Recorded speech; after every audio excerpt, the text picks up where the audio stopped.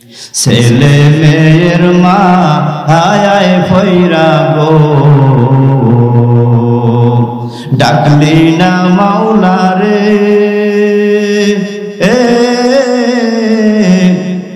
কি জানি কি উপায় হবে গো, অন্ধকার গহ্বরে রে, ওরে জীবন গুনায় গুনায় গেল রে। বাড়ির পাশে পুকুর পারে গো, বানবি বাঁশের ঘর, বায়ু নাই তার বা আন্দব নাই রে, কে লইবে খবর রে, ওরে জীবন গুনায় গুনায় গেল রে। সংসার সংসার কইরা ভবে গো, করলে না বন্দেগি, কিভাবে কাটা আইবি মনরে, খবরের জিন্দে হেগিরে, ওরে জীবন গুনায় গুনায় গেল রে। স্ত্রীকে ভালোবাসা একটা অপরাধ নয়, তবে অতি ভক্ত হইয়া মা বাবার বিরোধিতা করা এটাই সমস্যা। প্রত্যেকটা যুবক তার বিবিকে ভালোবাসক, এটা আমরাও যেমন চাই। আপনারা যারা মা বাবা আছেন বিরোধিতা করবেন না, বলবেন না যে নষ্ট করছে, কারণ প্রাথমিক অবস্থায় একটা যুবক যখন বিবাহ করে জীবন সঙ্গিনী পায়, তার দিকে একটু ভালোবাসা এইভাবে দাঁড়ায়।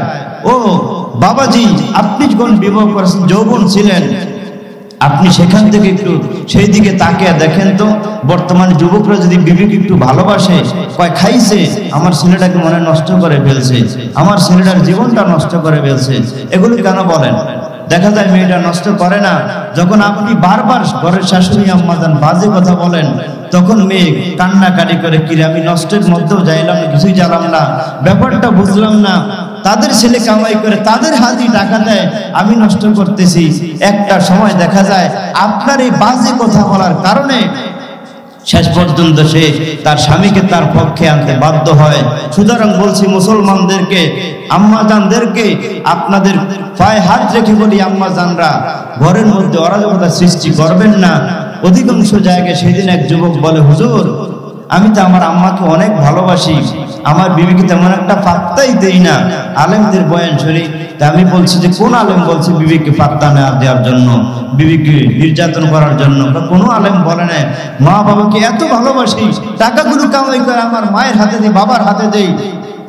তারপরে কয়েকদিন কি যেন কারণে আমার মায়ের গালের মধ্যে একটা থাপ্পড় বসিয়ে দিল আমার মা আমার স্ত্রীর গালে। হুজুর সহ্য হয় নাই। আমি বলছি কিছু বলিয়েন না। তখন আশেপাশের অনেক মানুষ বলে, তুমি তো চিটাং থাকো, ঢাকায় থাকো, খামাখা অযথা তোমার মা আগে যে ঘরে যে কাজ করতো সে কাজ করতে পারে। নতুন একটা বধূ যখন ঘরে আসে, যে মেয়েটা আলিয়া মাদ্রাসা বা মহিলা মাদ্রাসা স্কুল কলেজে পড়ালেখা করলো, কোনোদিন পর্যন্ত সে কাজ কাম করে নাই, আজকে মা বাবাকে ছেড়ে আপনার কাছে আসলো, কাজের মধ্যে একটু ভুল হবে, আপনি তাকে ধরে দিবেন, ধরে না দিয়া পায়ে পায়ে দোষ ধরে এমন মহিলা আছে না নাই? যারা এই কাজগুলো করবেন সাময়িক সময়ের জন্য একটু ভালো থাকবেন, রব্বুল আলামিন কি করবেন জানেন?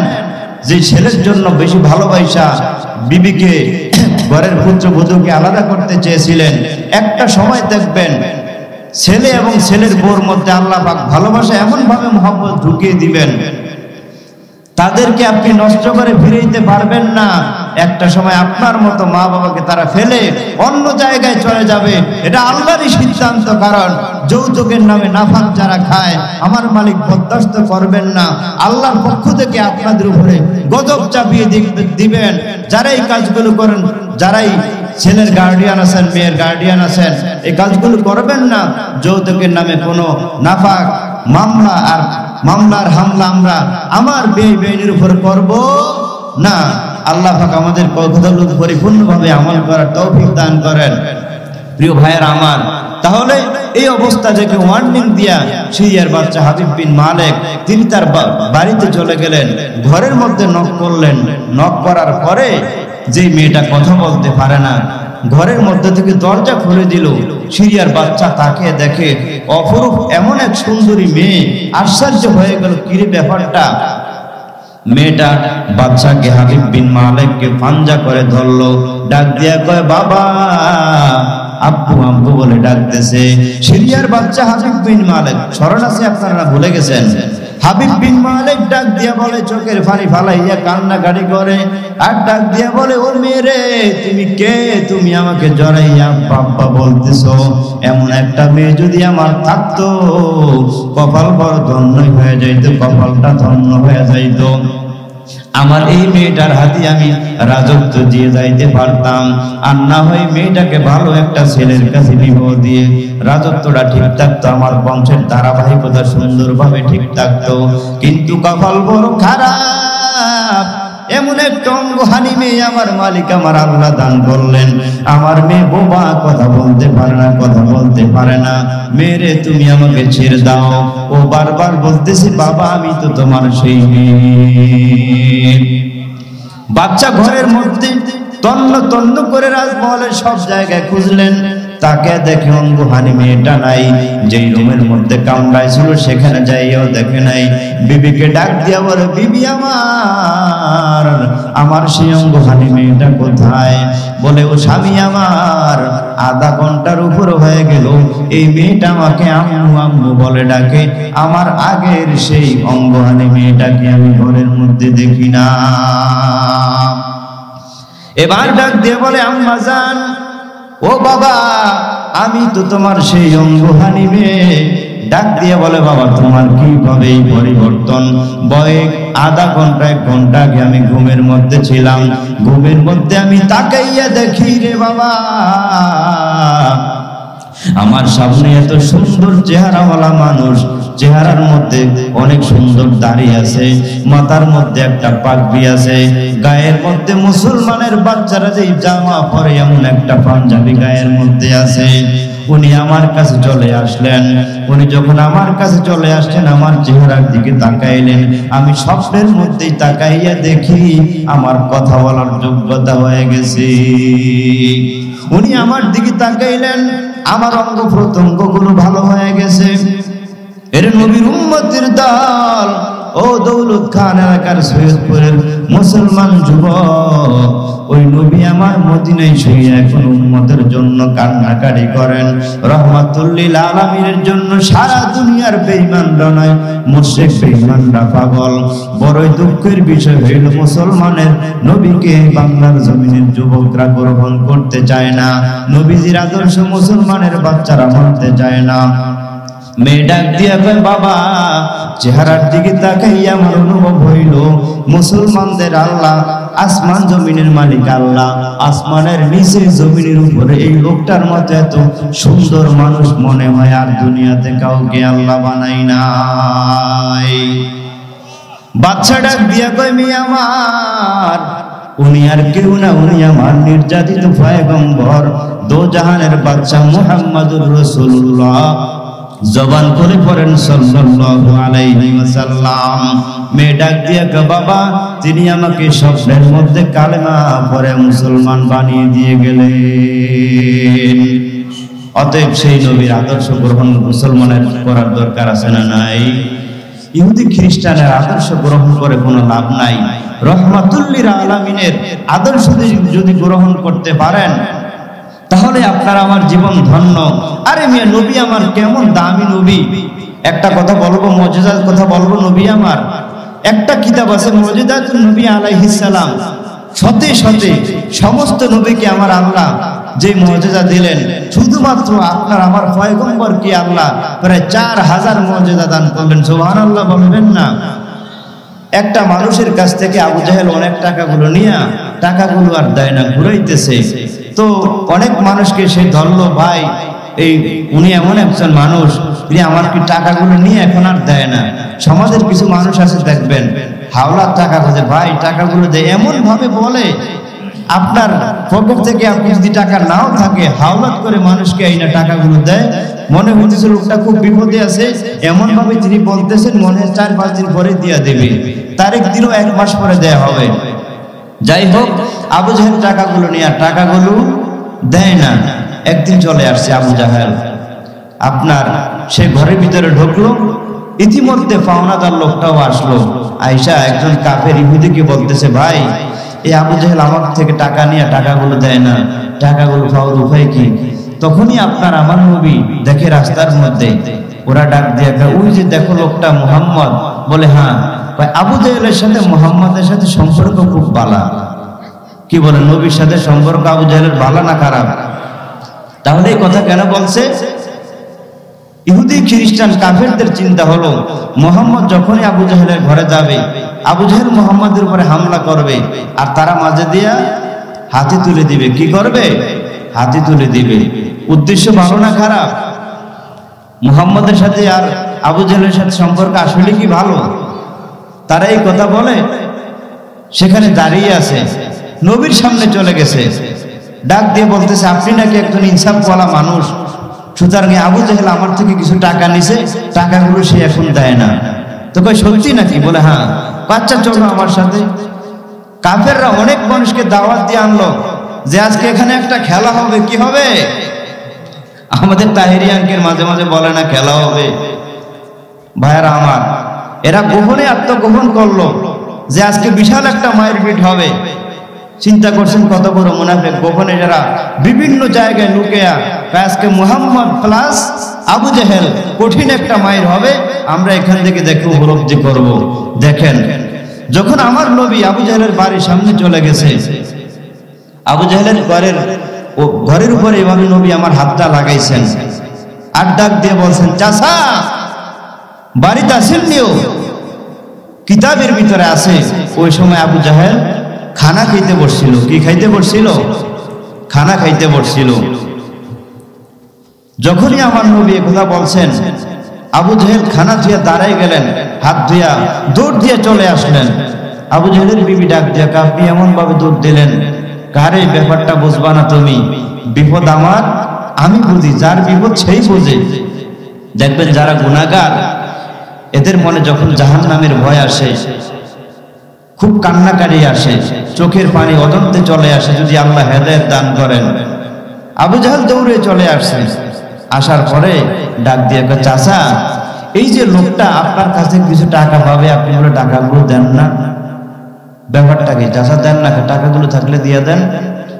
ওরা সবাই দেখতেছে, তাদের খেয়াল হলো একটা মাইর হবে। কিন্তু দেখেন আমার নবী কেমন রহমত, আমার নবী সত্যি একজন পয়গম্বর। আবু জাহেল এই কথা বলে, মুহাম্মদ আমাকে একটু সময় দাও, একটু ঘর থেকে আসতে দাও। আবু জাহেল দৌড় দিয়ে ঘরের মধ্যে চলে গেল, পাওনাদারের সমস্ত টাকাগুলো আইনা দিয়া দিল। এবার আমার নবী জিজ্ঞাসা করেন, কি খবর ভাই, তোমার টাকাগুলো পেয়েছো? বলে হ্যাঁ পেয়েছি।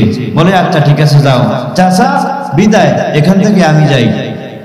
যখন আমার নবী চলে গেল, ওই যে জঙ্গলের ভিতরে যারা ভেজাল বাজানোর জন্য বললো যে মুহাম্মদের সাথে আবু জাহেলের সাথে সম্পর্ক খুব ভালো, সবাই আবু জাহেলের সাথে সামনে চলে আসলো, ডাক দিয়ে বলল, কি খবর আবু জাহেল, তুমি দিনের বেলায় স্লোগান দাও, মুহাম্মদকে শায়েস্তা করবা, মুহাম্মদকে শিক্ষা দিবা।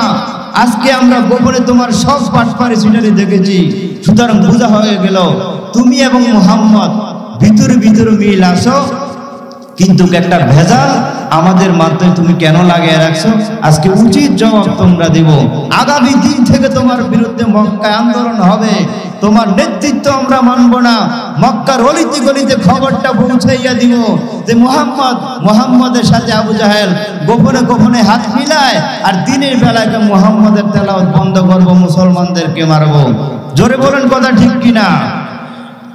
আবু জাহেল ডাক দিয়ে কয়, এই মিয়া তোমরা কি সত্যি আমাকে ভালোবাসো, না দলীয় অন্য দলের নেতাগিরি ছেড়ে দিয়া আমার সাথে মুনাফিকি করতে আসছো? কয় আপনাকে অনেক ভালোবাসি। কয় দিল থেকে ভালোবাসো? কয় হ্যাঁ। তাহলে আপনি এমন কেন করলেন? মুহাম্মদের সামনে এমন করে কেন দাঁড়াইলেন? এবং মুহাম্মদ একটা ডাক দেওয়ার সাথে সাথে আপনি ঘর থেকে দৌড়ে চলে আসলেন। আবু জাহেল ডাক দিয়ে বলে, মুহাম্মদ যখন তার হাতটা আমার ঘরের সাথে লাগাইলো। আমি তাকে দেখি আমার ঘরের মধ্যে ভূমিকম্প শুরু হয়ে গেল। আল্লাহু আকবার বলো। আমার ঘরের মধ্যে ভূমিকম্প শুরু হয়ে গেল।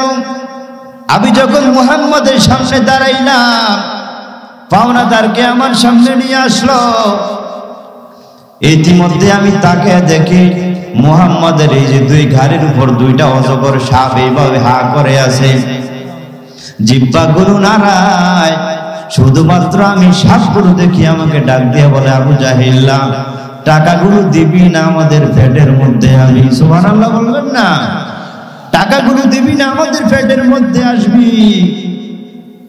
সুতরাং তোমরা কি চাও যে আমি সাপের পেটের মধ্যে যাই? কয় না, তাহলে ঠিক আছে, তাহলে ঠিক আছে। এবার ওরা ডাক দিয়া বলতেছে, আবু জাহেল সত্য কথা বলো, মুহাম্মদ কি আল্লাহর নবী নি? আবু জাহেল চতুর্দিকে তাকাইয়া দেখে কয়েকজনকে বলতেছেন, হ্যাঁ মুহাম্মদ আল্লাহর পয়গম্বর, কোন সন্দেহ নাই। তাহলে মুহাম্মদের বিরুদ্ধে করো, মুহাম্মদের তেলাওয়াতের বিরুদ্ধে কেন করো? বলে, একমাত্র বিরোধিতা করি, মুহাম্মদের আব্বা আম্মা অল্প বয়সে দুনিয়ার জমিন থেকে চলে গেল। সুতরাং আমি হইলাম মক্কার বড় একজন নেতা, মুহাম্মদের নেতৃত্ব আমি আবু জাহেল কিভাবে মানি? এই কারণে আমি মুহাম্মদের বিরোধিতা করি। কিন্তু মুহাম্মদ যে আল্লাহর নবী এর মধ্যে কোনো সন্দেহ নাই। যালিকাল কিতাবু লা রাইবা ফীহি হুদাল লিল মুত্তাকিন। আল্লাহ বলেন, এটা এমন একটা কিতাব যে কিতাবের মধ্যে কোনো সন্দেহ নাই। এটা হেদায়েত করবে মুত্তাকিন, পরহেজগার যারা, যাদের দিলে আল্লাহর ভয় থাকবে, তারাই হলো মুত্তাকি। মুত্তাকিনের 6টা গুণ আমার আল্লাহ কুরআনুল কারীমে বলেছেন। এর নবীর উম্মতের দল, ওই 6টা গুণ যদি আমাদের হৃদয়ের মধ্যে ধারণ করে রাখতে পারি, মুত্তাকিন যদি আমরাও হইতে পারি, আল্লাহ বলেন, উলাইকা আলা হুদাম মির রাব্বিহিম ওয়া উলাইকা হুমুল মুফলিহুন। আল্লাহ বলেন, মুত্তাকিনের 6টা গুণ পরিপূর্ণভাবে যাদের মধ্যে পাওয়া যাবে, প্রমাণ হবে তাদের মধ্যে তাকওয়া আছে, আমি আল্লাহর মুহাব্বত আছে, ভয় আছে, প্রমাণ হবে তারা হবে মুত্তাকিন। যারাই মুত্তাকিন হবে, এরা আমি আল্লাহ তাদের রবের পক্ষ থেকে হেদায়েত প্রাপ্ত মানুষ। ওয়া উলাইকা হুমুল মুফলিহুন, তাদের কোনো ভয় নাই, তাদের কোনো পেরেশানি নেই, চিন্তা নাই, তারা সফল কাম সফলতা অর্জন করেছে যারা মুত্তাকিন। তার মানে যারা মুত্তাকিনদের 6টা গুণ হৃদয়ের মধ্যে আঁকড়ে ধরে রাখতে পারবে, আমল করতে পারবে, কিয়ামতের ময়দানে আমি আল্লাহ আমার কুদরতি স্পেশাল পাওয়ার দিয়া জান্নাতের মধ্যে ঢুকাইয়া দিব।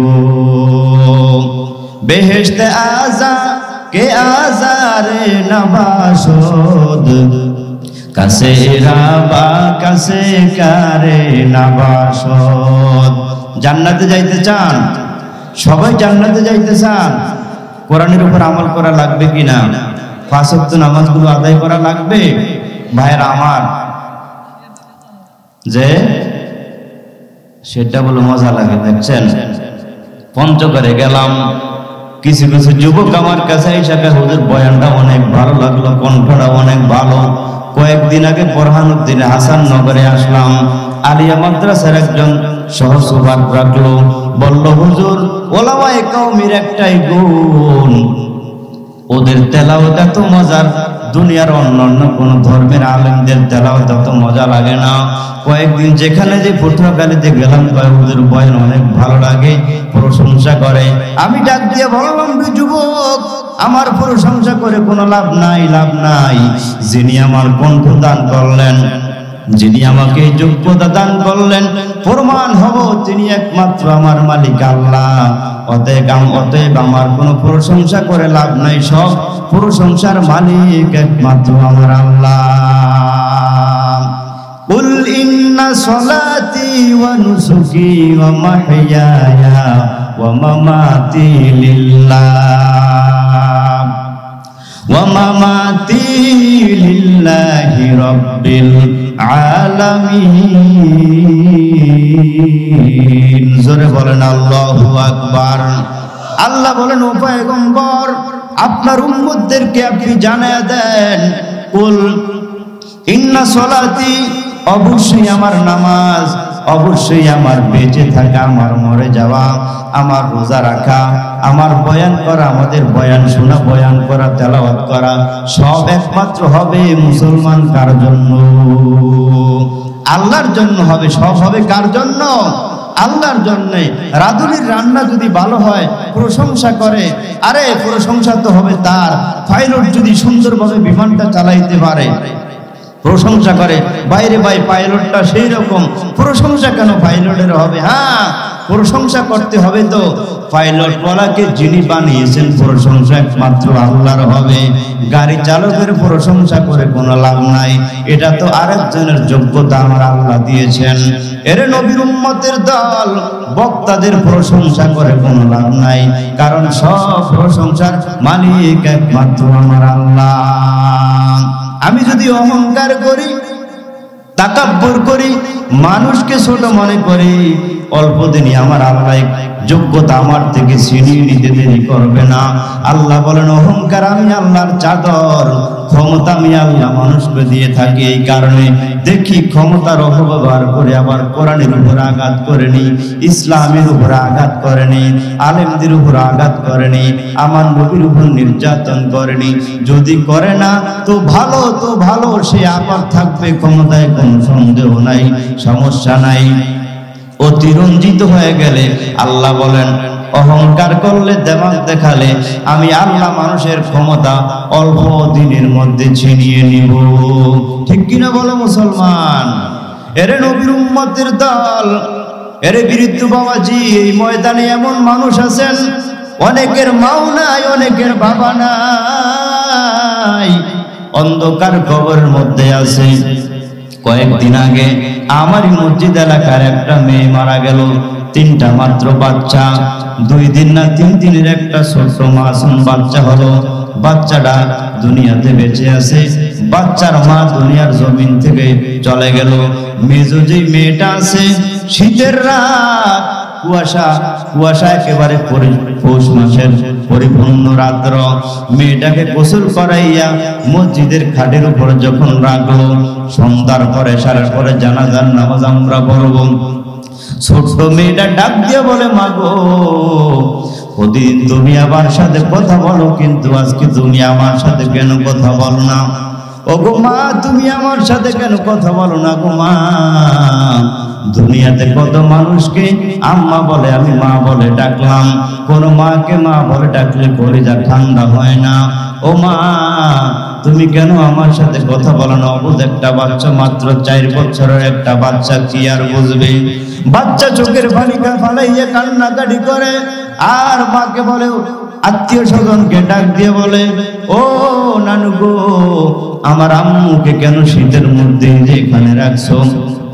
সাদা কাপড়টা আমার আম্মুর গায়ে কেন দিলারে মা? নানু, তাড়াতাড়ি দ্রুত আমার আম্মুকে আমাদের ঘরের মধ্যে আনো, আমার আম্মুর গায়ে কুয়াশা পড়ে, আম্মুর গায়ে কুয়াশা পড়ে।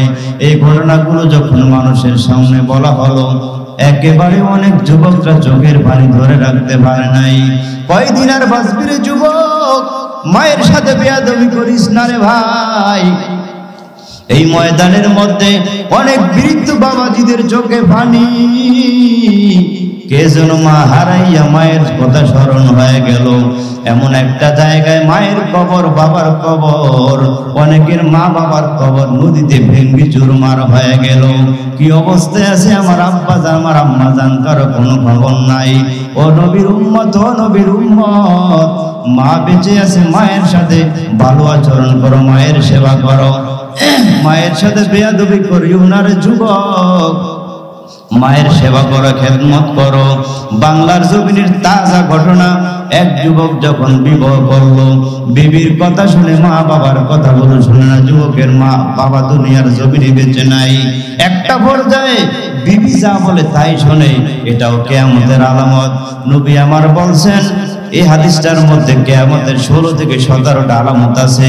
এর মধ্যে একটা আলামত হলো, বিবাহ করে যুবকরা বিবিকে প্রাধান্য দিবে, স্ত্রীকে প্রাধান্য দিবে, মা বাবার কথাকে প্রাধান্য দিবে না। আছে না নাই? যুবক শুধু বিবির কথাই শোনে, মায়ের কথাই কোনো দাম দেয় না। মা বাবা যা বলে মায়ের কথা আর ভালো লাগে না। একটা পর্যায়ে বিবি মিথ্যা কথা বলে বলে মাকে আপন সন্তানের হাতে মাইর খাওয়ায়। মা জননী ডাক দিয়া কয়, বাবা তুমি আমাকে আমার পেটের মধ্যে তুমি আমাকে ধারণ করতে পারো নাই, আমি মা জননী তোমাকে আমার বইয়ের মধ্যে রাখলাম, কলিজার মধ্যে পেটের মধ্যে 10 মাস 9 মাস রাখলাম, কত জ্বালা দিলি রে বাবা। আমি মা যখন খানা খাইতে বসছি কলিজার মধ্যে একটা লাথি দিলি, আমি খানা খাওয়া থুইয়া এখানে পড়ে গেলাম। আমার অন্য সন্তানটা তোমার বাবা ডাক্তার আনার জন্য গেল, ডাক্তার আইসা কয় এখন কোনো ওষুধ খাওয়ানো যাবে না, বাচ্চার সমস্যা হবে।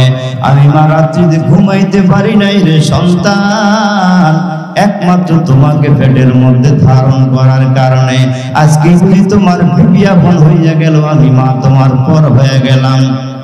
বাবারে মিথ্যা কথা বলে বলে তোমার বিবি আমাকে মাইর খাওয়ায়।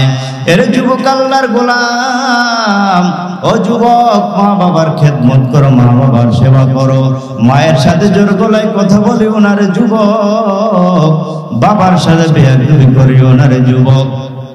কয়েকদিন আগে একটা তাজা ঘটনা, একটা মাসুম বাচ্চা বলতে 12 অথবা 13 বছর 14 বছরের একটা বাচ্চা অন্য একটা বাচ্চার সাথে ঝগড়া করে। ওই ছেলের মা ডাক দিল, বেটা কি জানো, ঘরের মধ্যে খাও, মানুষের সাথে ঝগড়া করে কেন করো? ওই বাচ্চাটা মাকে এমন একটা বকা দিল, মা জননীর মনে কষ্ট আসলো।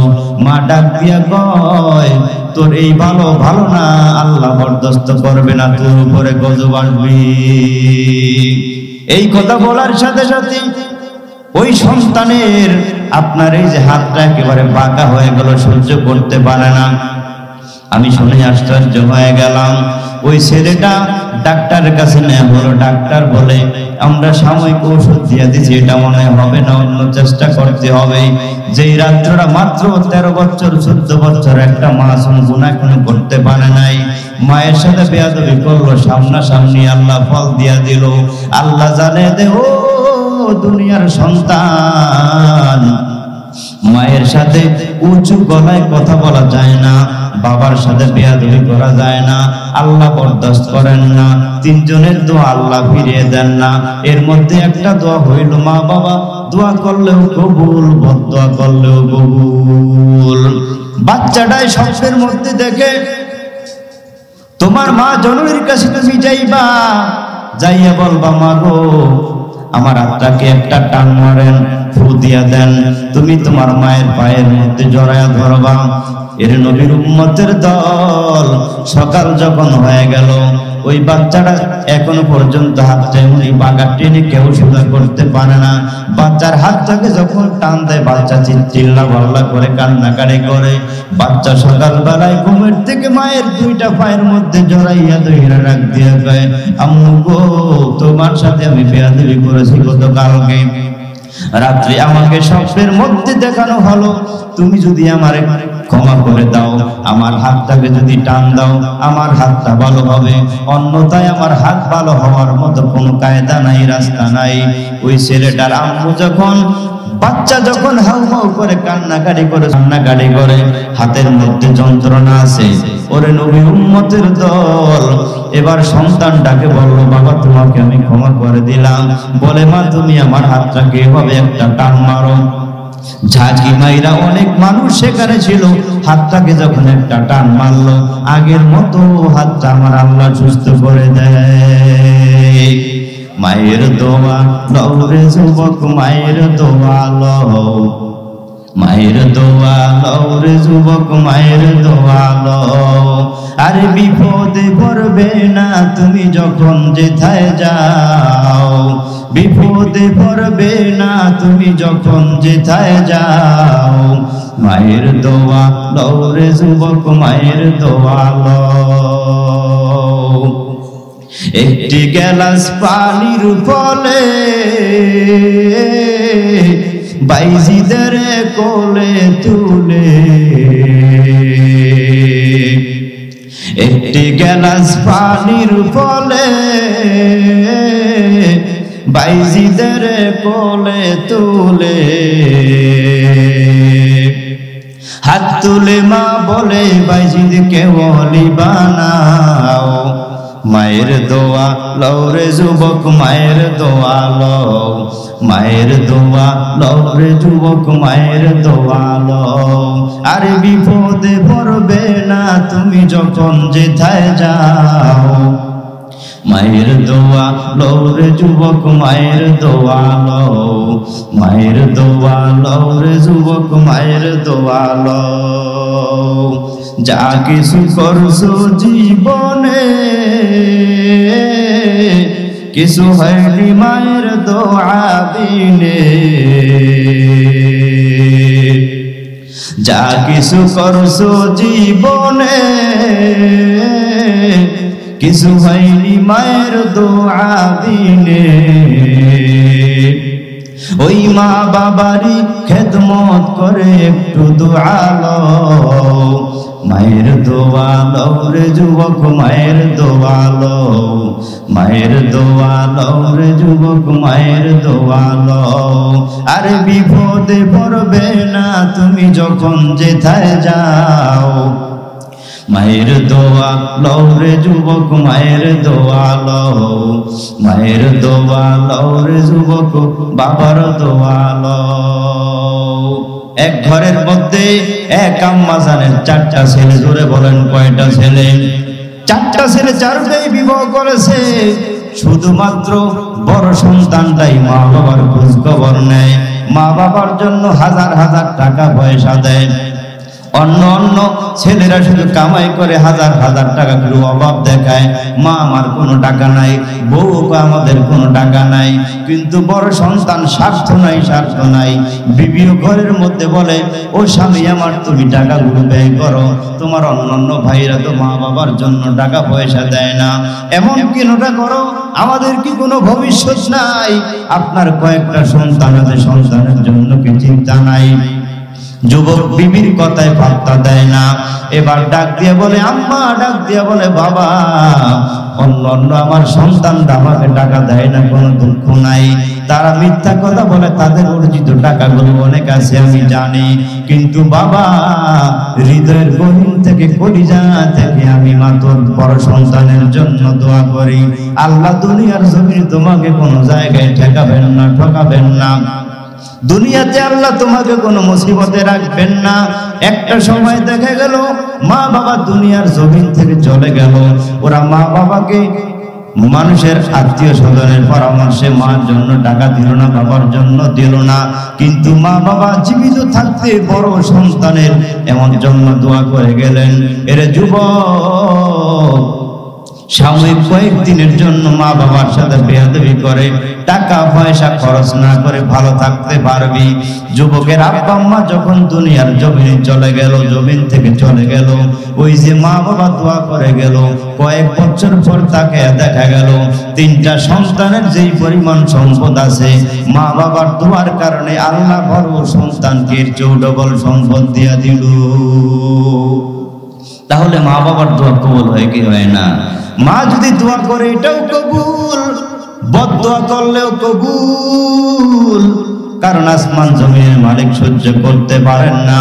বলছিলাম যুবকের কথা, একটা সময় যুবকের বিবির গর্ভে একটা বাচ্চা হবে, মাসুম একটা বাচ্চা ভূমিষ্ঠ হয়ে গেল।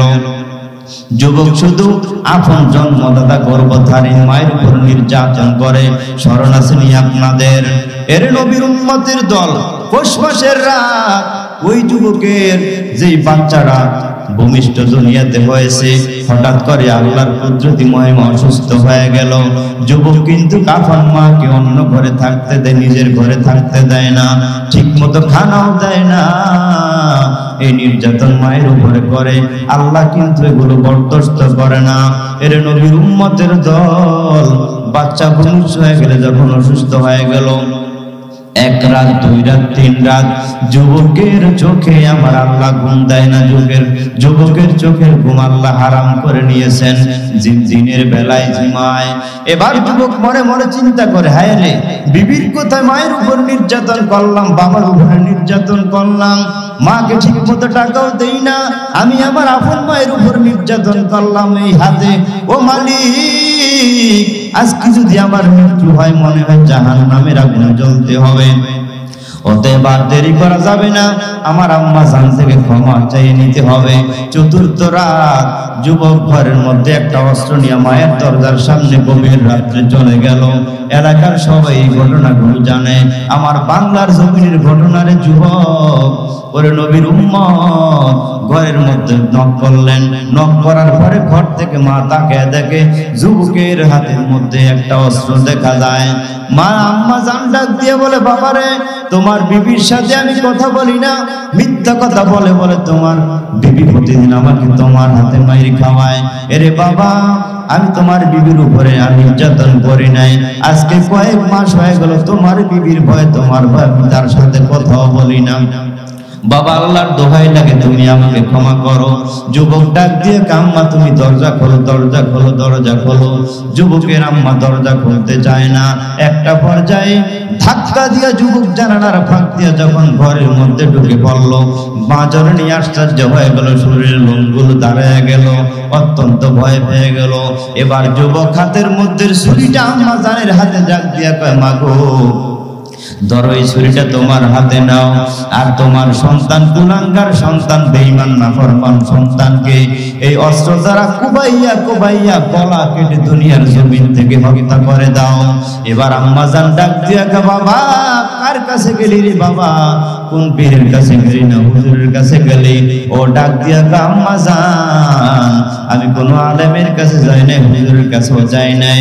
হুজুররা অনেক ভাবে আমাকে বুঝিয়েছিল, কিন্তু বলে, বাবা, কিভাবে এমন পরিবর্তন? বলে, আমার ঘরের পীর হলো তোমার সন্তান, আমার ছোট্ট সন্তান, তোমার কলিজার টুকরা নাতি। আজকে 3টা দিন হয়ে গেল, অসুস্থ হয়ে গেল, তোমার পুত্রবধূর চোখেও ঘুম নেই, আমার চোখেও ঘুম নেই, আরাম হয়ে গেল। তখন আমি চিন্তা করলাম, মালিক, আমার আম্মা তো পৌষ মাসের রাত্রিতে আমাকে নিয়ে মন কষ্ট করেছে। আমি যখন অসুস্থ হয়ে যাইতাম, আমার আম্মা তো আমার উপরে এমন কষ্ট করলো, আমার আম্মা তো ঘুমাইতে পারি নাই। আজকে আমি কার গায়ে রে আমি আমার আম্মা জান রে আমার বিবির কথায় মারি? আম্মা জান, তুমি আমাকে ক্ষমা করে দাও, তুমি আমাকে অস্ত্র দিয়া দুনিয়ার জমিন থেকে বিদায় করে দাও। এবার আম্মা জান চুপ, মা এবং সন্তান তঞ্জা করে ধরে হাউমাউ করে কান্নাকাটি করে। যুবকের আম্মা ডাক দিয়া কয়, বাবা, আমি তোমার জন্য হেদায়েতের দোয়া করেছিলাম, ধ্বংসের দোয়া করি নাই। তুমি আমাকে মেরেছো, তোমার উপরে আমি কোনোদিন বদদোয়া করিনি। বলছি, আল্লাহ, কুদরতের নজরটা দিয়া তাকে আমার সন্তানটাকে তুমি হেদায়েতের রাস্তা দেখাইয়া দাও। আজকে মনে আমার আল্লাহ তুমি আমার দোয়াটা কবুল করছেন তোমার জন্য। কারণ বাবা রে, মা বাবা এমন একটা জিনিস, 1000বার অন্যায় করে যদি সন্তান যদি মায়ের কাছে ক্ষমা চায়, মা বাবা সন্তানের অন্যায়কে অন্যায় মনে করে না, নিঃস্বার্থভাবে আমি তোমাকে ক্ষমা করে দিলাম, আমার মনে কোনো দুঃখ নাই। এর নামই তো মা, এর নামই তো বাবা। শতবার সন্তান যদি কষ্ট দেয় আর মায়ের কাছে যদি ক্ষমা চায়, আম্মা, আমি কষ্ট করেছি, আমি ভুল করে ফেলেছি, আপনার উপরে নির্যাতন করেছি, আম্মা গো, আপনি আমাকে ক্ষমা করে দেন না। আরে মেয়ে, আল্লাহ বলেন, ও দুনিয়ার মানুষ, দুনিয়ার মা বাবার চাইতে আমি আল্লাহর মহব্বত, ভালোবাসা তোমার উপরে 1000 কোটি কোটি গুণে বেশি। কারণ আমি আল্লাহ মায়া মমতা ভালোবাসাকে 100 ভাগ করলাম, 100 ভাগ করে একটা ভাগ মাত্র 18,000 মাখলুকাতের মধ্যে দিয়া দিলাম। এই একটা ভাগের কিঞ্চিত পরিমাণ প্রত্যেকটা মায়ের হৃদয়ে আছে, যার কারণে মা আপন সন্তানের জন্য পাগল, সন্তান মায়ের জন্য পাগল। আল্লাহ বলেন, বান্দারে, 99টা ভাগ আমি আল্লাহর কাছে রেখে দিয়েছি, কারণ আমি জানি শয়তানের ওয়াসওয়াসায় পড়ে তোরা আমি আল্লাহর বিরোধিতা করবি, নবীর বিরোধিতা করবি, কোরআনের বিরোধিতা করবি, তখন তো তোরা ধ্বংস হয়ে যাবি। 99 ভাগ মোহব্বত আমি আল্লাহর কাছে রেখে দিলাম। সুতরাং গোলাম, আয় আজকে এই ময়দানে চলে আসছো, এখন কিছুক্ষণের মধ্যে মোনাজাত হবে, চোখের পানি ফালাইয়া যদি কান্নাকাটি করতে পারো, আমি আল্লাহ তোর জিন্দেগীর সব গুনাহগুলো মাফ করে দিব। অতএব আল্লাহর দরবার তওবা করতে রাজি আছেন? মুত্তাকিনদের যে 6টা গুণ বলেই আমরা মোনাজাত দিব ইনশাআল্লাহ। আল্লাহ বলেন 1 নম্বর মুত্তাকিনের গুণ হলো আল্লাযীনা ইউমিনুনা বিল গায়ব, ওই সমস্ত মানুষ যারা গায়বের উপর ঈমান আনে। এ মুসলমান, দৌলত খান এলাকার মুসলমান, আল্লাহ একজন আছে বিশ্বাস হয়? কোনদিন দেখছি? ফেরেশতা আমাদের সাথে আছে, এখানে অসংখ্য অগণিত ফেরেশতা আল্লাহর মোতায়েন আছে, কোনদিন আমরা দেখছি নাকি? বিশ্বাস করি। অদৃশ্য যেটা দেখা যায় না এটাকে বিশ্বাস করা, এটার উপরে বিশ্বাস করার নামই হইল ঈমান। গায়েবের ঈমান আপনার আমার আছে না নাই? বন্ড বেদাতি যারা, তারা কয় নবী আমার গায়েব জানে, আছে না নাই? সেদিন এক বেদাতি দেই সুর দিয়ে বলতেছে, কোন পাগলে বলছে নবী গায়েব জানে না, আছে না নাই? এমন মানুষও তাহলে তাল মিলিয়ে শুনতে যদি আল্লাহুম্মা সাল্লি আলা টান দেয়, দুরূদ ইব্রাহিম হক্কানি উলামায়ে কেরাম পড়েন, এটা ভালো লাগে না? যদি একটা টান দেওয়া যায় বেদাতির মতো, পুরা ময়দান গরম হয়ে যায়, ঠিক কি না? 1 নম্বর গুণ হলো আল্লাযীনা ইউমিনুনা বিল গায়ব, গায়বের উপরে ঈমান আনতে হবে মুত্তাকিনের 1 নম্বর গুণ। 2 নম্বর গুণ হলো ওয়া ইউকিমুনাস সালাত, নামাজ কায়েম করতে হবে, নামাজ কায়েম করতে হবে। 2 নম্বর গুণ। কিছু কিছু মানুষ আছে আল্লাহকে বিশ্বাস করে, ঠিক মতো 5 ওয়াক্ত নামাজগুলো আদায় করে না, আছে না নাই? 50 বছর পর্যন্ত তাফসীর মাহফিলের সাথে সম্পর্ক, যারা মাইক অপারেটর সব সময় উলামায়ে কেরামের বয়ান শুনে, এই মানুষগুলো তো হেদায়েত হওয়ার কথা। বড় দুঃখের বিষয় হইল তাফসীর মাহফিলের জন্য টাকা পয়সা দেয়, কিন্তু 5 ওয়াক্ত নামাজগুলো আদায় করে না, আছে না নাই? নামাজ কায়েম করতে হবে মুত্তাকিনের 2 নম্বর গুণ। কায়েম করা, নিজেও নামাজ পড়ব, যারা আশেপাশে আছে যারা পড়েন তাদেরকেও দাওয়াত করে নামাজের দাওয়াত দিব, ঠিক আছে ইনশাআল্লাহ? যেই দাওয়াতটা তাবলীগ ওয়ালারা বলে থাকে। 2 নম্বর গুণ। 3 নম্বর গুণ হলো ওয়া মিম্মা রাযাকনাহুম ইউনফিকুন, আল্লাহ বলেন আমার দেওয়া সম্পদ থেকে আমি আল্লাহর রাস্তায় দান করো। কিছু কিছু মানুষ দেখবেন নামাজ পড়ে, সব ঠিক আছে, কিন্তু দান সৎকার কথা যখন মসজিদের জন্য, মাদ্রাসার জন্য, সামাজিক উন্নয়নের জন্য কিছু চাওয়া হয়, একেবারে চুপচাপ করে বসে থাকে, নিচের দিকে তাকায়, আছে না নাই? আরো জোরে বলেন। তো যে আল্লাহ ঈমান আনার কথা বলছেন, যিনি নামাজ আদায় করার জন্য বলছেন, 3 নম্বরে তিনি মুত্তাকিনের গুণ হলো তিনি তো দান সৎকার করার জন্য বলছেন। আমাকে একটা লোক এক জায়গায় বলে, হুজুর অমুক জায়গায় মসজিদে তিনি সভাপতি, সে নামাজ পড়ে না, আপনারা কিছু কেন তাকে বলেন না? আমি তাকে ডাকলাম, পরে এখানে বসেন, সারা বছরের ভিতরে নামাজ পড়া আল্লাহর হুকুম, যেহেতু মুত্তাকিনের গুণ 6টা গুণ, এর মধ্যে 3 নম্বর গুণ হলো দান সৎকার করা। এটা কার কথা? আল্লাহর কথা। আমি বললাম সে নামাজ একটু কম পড়ে, কিন্তু টোটালে আমাকে দেখান তো এই বছরের মধ্যে আমার এলাকার উল্লেখযোগ্য 50 জন মুসল্লি আছে, তারা আমার জন্য এই মসজিদের জন্য আপনাদের কয় টাকা দান করলো, আর সে একা কত টাকা দান করলো? কয় সে আসলে তো টোটালে পুরো এলাকা তার মতো দান করতে পারে না। তা আমি কি আলহামদুলিল্লাহ শুকর আদায় করেন?